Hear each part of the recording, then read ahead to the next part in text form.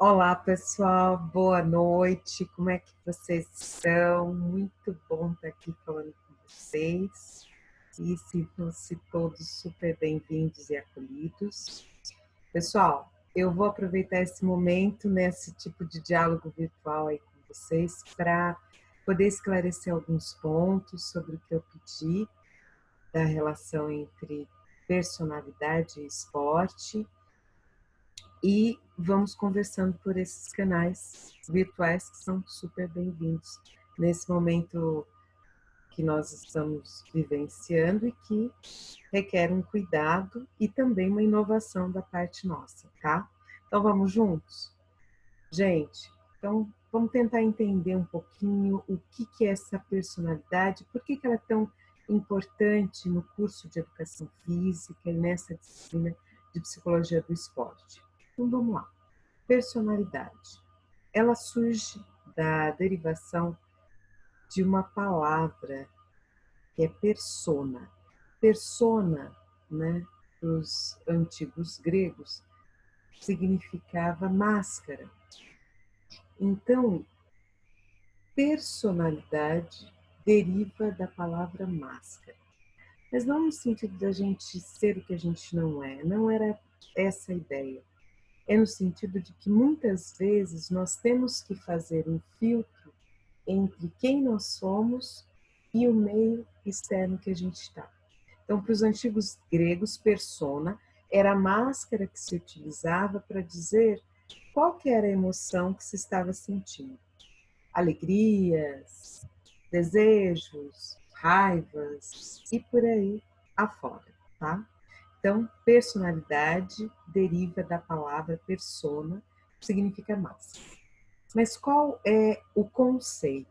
Ou seja, o que é realmente personalidade? Personalidade, pessoal, é a nossa estrutura psíquica.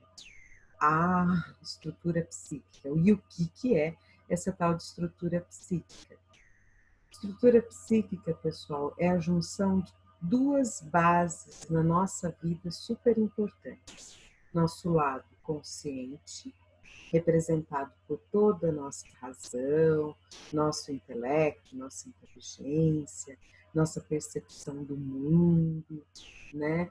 Nossas motivações externas, nossas sensações. Então, esta é a parte consciente.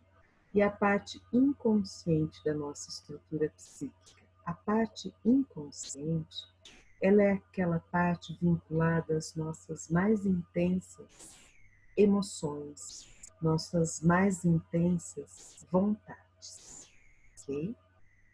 Então, esta parte inconsciente é onde eu encontro ali as minhas frustrações, as minhas seguranças, mas também as minhas inseguranças. É a nossa parte mais íntima, digamos assim, é a nossa parte inconsciente. E consciente e inconsciente compõem a nossa estrutura psíquica. E aí a gente entendendo que somos feitos por uma parte racional e por uma parte intensamente emocional, nós vemos a relevância quando somos profissionais da área da saúde e lidamos com outras pessoas, a importância de entender um pouquinho mais dessa personalidade. Então, personalidade é essa estruturação psíquica formada pela parte consciente, pela parte inconsciente. E fazendo algumas pontes, né, entre a nossa parte consciente e a nossa parte inconsciente, nós temos o nosso temperamento e o nosso caráter. Qual que é a diferença? Bom, temperamento é aquilo que é inato, aquilo que são características muito particularizadas nossas. Então, é algo que eu internamente me constituo enquanto pessoa. Exemplo, alguém mais expansivo, alguém mais introspectivo, né, mais tímido. São alguns dos temperamentos, tá? E caráter. Caráter é aquilo que eu vou construindo, sim, internamente em mim, mas de acordo com o que eu observo e com o que eu aprendo do meu meio externo, ok? Então, o caráter ele é formado pela junção do meio externo e como eu interpreto e internalizo isso. Tá? E essas são duas pontes importantes que ligam o nosso lado consciente e inconsciente. Tá? Então, só para recapitular, essas duas pontes são o nosso temperamento e o nosso caráter. Tá? E as duas grandes bases, nosso consciente e nosso inconsciente. Tá, Ana Paula, e o que realmente isso vai afetar no ambiente do esporte, no ambiente da prática esportiva?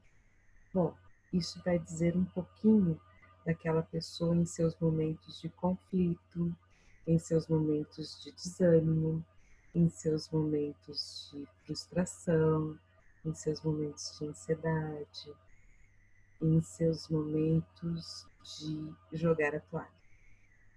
Então, a gente consegue entender um pouquinho mais o que está acontecendo com aquela pessoa e como que a gente pode tentar lidar de uma outra forma e auxiliá-la naquilo que ela está precisando, ok?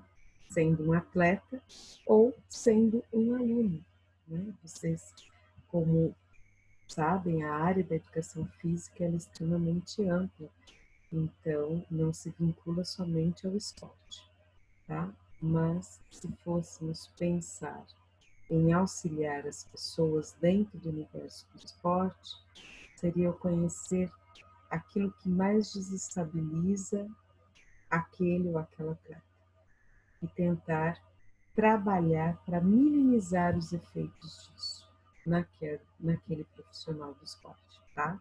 E, consequentemente, eu começo a trabalhar com aquilo que eu conversei com vocês, que é a preparação psicológica. Lembram? Temos a preparação física, tática, técnica e a preparação psicológica, que é tão importante quanto, né? E com os seus diferenciais. E aí entender um pouquinho essas frustrações, essas ansiedades, essas angústias, essas inseguranças que estão muito internalizadas em nossos atletas, tá? Então, o grande objetivo da relação do esporte com a personalidade é esse. E, avançando um pouquinho, vocês manuseando esse material que eu encaminhei, vocês têm uma discussão que é trazida pelo Dmitry Salmutsky, que é uma das unidades em psicologia do esporte aqui no Brasil. Ele vai apontar como temos três bases importantes da relação entre personalidade e esporte. A primeira delas, ele vai demonstrar o quanto que, conforme as características de personalidade de uma pessoa, ela estará se vinculando a uma determinada modalidade esportiva. Então, pessoas muito comedidas, extremamente reflexivas, elas têm uma tendência a buscar modalidades como, por exemplo, ou estrategistas, modalidades como o xadrez, o tiro de longa distância, e personalidades mais dinamicizadas, uma propensão a, por exemplo, luta, um esporte coletivo, né, de bastante impacto e velocidade, pessoas que vão correlacionando a escolha do esporte de acordo com o seu jeito de ser. Traduzindo é isso. Então essa é a primeira, tá? Que é a personalidade influenciando na escolha do esporte. Mas nós temos também o oposto, o esporte influenciando na personalidade. Então, por exemplo, algumas crianças que tenham um tipo de comportamento, uma atitude muito introspectiva, muito insegura, e que corporalmente elas demonstram isso. Crianças que são muito fechadas, com o olhar muito para baixo, que têm muito receio de olhar para outra pessoa, de se posicionar. Então, essas crianças, geralmente a gente indica algumas modalidades esportivas que possam trazer uma maior segurança. Então, por exemplo, o tênis, a natação, são modalidades individuais a princípio, mas que conseguem auxiliar essas crianças a irem construindo, né, suas relações com outras pessoas e respeitando bastante a si mesmas, né, de uma forma muito cuidadosa. Então, isso é bem interessante, porque não é negar, por exemplo, negar o temperamento daquela criança, que pode ser mais tímida, mas ela consegue ser tímida e se posicionar, né? A questão é ela não ter a timidez e uma carga muito grande de insegurança que faz com que ela se feche, faz com que ela se retraia para tudo que acontece à sua volta, tendo muita vergonha, tendo muito medo de se expor, por não se achar merecedora disso. Então, essas modalidades são, em alguns momentos, existem outros, mas elas são super indicadas para auxiliar nesse fortalecimento interno com relação à insegurança. Então, essa é a segunda, ok? A questão daí, o oposto do esporte, da modalidade esportiva, influenciando de uma forma bacana na personalidade. E a terceira, que é a The Best, que é a co-interação entre personalidade e esporte. Então, uma e outra vão se interrelacionando. Um exemplo é quando aquele atleta ele consegue melhorar vários comportamentos e várias emoções devido à modalidade esportiva e consegue, ele pratica, e consegue aprimorar, né, elevar cada vez mais essa modalidade esportiva. Então, em alguns exemplos, nós temos uns casos de, por exemplo, o movimento Nadia Comaneci, que é uma marca de uma grande ginasta e que é praticado, né? Então, ela criou, ela patenteou o movimento e foi dado esse nome a essa execução, ok? E no futebol, por exemplo, o gol de bicicleta.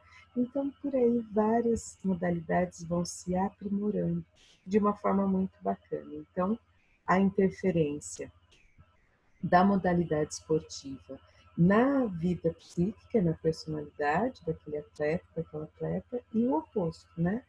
Esse atleta, essa atleta enobrecendo, engrandecendo, né? Aprimorando a modalidade esportiva.